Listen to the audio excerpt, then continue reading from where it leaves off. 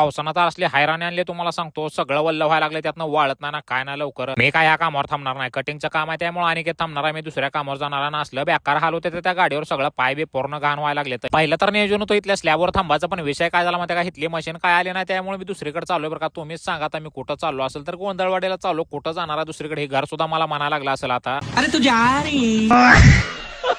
आता इथं काय माझं काम होतं माहिती का, खालच्या तर टीव्ही युनिटची सगळे वायरिंग केलतो बरं का, परत त्याला वरच्याची करायला लागलो. असले जॉईंट इव्हेंट मला पटत नाही तो, पण काय करणार आहे, करावं लागले. सगळे वायरिंग केलं परत त्याला एक जागी ठेवलं, म्हणलं फर्निचर वाल्याला काय करा ते करा तुम्ही. आणि नंतर अनिकेत कडे आलो तर अनिकेत काय मला माहिती का, इथं ब्रेकरनं काम करायला लागलो, तू कशाला आला इथं, माझं डोकं खायला लागला. अनिकेतला काय मला माहिती का, मी कुठं म्हणलो तुला ग्राइंडर ब्रेकरवर काम करते आणि सगळ्या मशीनी गुंडाळ्या, चल मला सोलापूरला जाऊ मशीनी नीट करायला.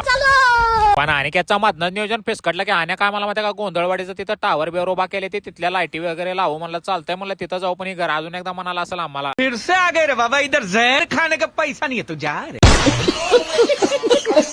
इकडं बघितलं तर सगळंच नियोजन लावायला चालू होतं बरं का. पण विषय काय झाला माहिती का, इथं एक जागची वायरिंग वाढायची, त्या इलेक्ट्रिशियननं काय केलाय त्याला कळेना, मला तर काहीच कळेना झालं होतं. आण्यानं कसे तर कुठनं तर स्प्रिंग ढकला बरं का, वरनं गेले इकडून खालनं आले, हेतनं परच्याला ते एमसीबी बॉक्स मधनं त्या डब्यामध्ये आले. आता काय करावं कसं करावं की ह्या कामाचं, सगळ्या डोक्याचा दहीभात झाला बरं का माझ्या. जिन्यामधनं खाली उतरून बघितलं बरं का, ऑललाईटी लावायचा विषय करायला लागलो, पण ह्यांनी सेंटरला इथं टावर उभा केली बरं का. आमचा तर काय कसा संबंध नव्हता लाईट लावायला यायचा, हे लाईट एकेकडे आणि टावर एकेकडे झाल्यामुळे काय सुद्धा करता आलं नाही मला. थोड्यामध्ये पट्टेरी वाघ दोघं तिघं घेऊन आलता, त्यामध्ये सौरभ एक होता, दुसरा म्हणजे हामो एक होता आणि पप्प्या एक होता. कशाला आली तर मशनी घेऊन आली होती. हा बे हाम्या ते निघत नाही, तुला सांगितलेलं कळतं का नाही, तर कुठं काढून बिडून घेऊन निघतो का काय, मला काय घोळ कळे ना तुझा. आता ह्यानी येताना तर इको मध्ये आले ते बरं का. आता माझ्या बघा तुम्ही नुसते कसे उतरते ते, दुसरं बसतंय परत चला, त्या हाम्याची तर एवढे बेकारी होणार आहे बरं का. तरी पण गाडीवर बसलाय ते चॉकअप सर मोडल्याशिवाय काय गप्पा बसत नाही ते, असं मला वाटायला लागले. आणि ह्यांना काही तर जवळ जायचं ना बरं का, सुरतगाव मधनं शेळगावला जायचं, नुसते अपदा होते ह्यांच्या. आता आम्ही डायरेक्ट कुठं आलो माहिती का, सोलापूरमध्ये मशनी नेट करायला. हे बॉस जेवायला चालले होते, पण फक्त आमच्या मशनी घेऊन लागलो होतं का, तेवढ्यामुळे इथं थांबले तर बरं का. प्रेम हो, दुसरं काय सुद्धा नाही. ब्रेकरचा काय थोडा फॉल्ट होता का, त्यामुळे ते लगेच नीट केलं आणि परत त्याला मशीन पण नीट केले ते.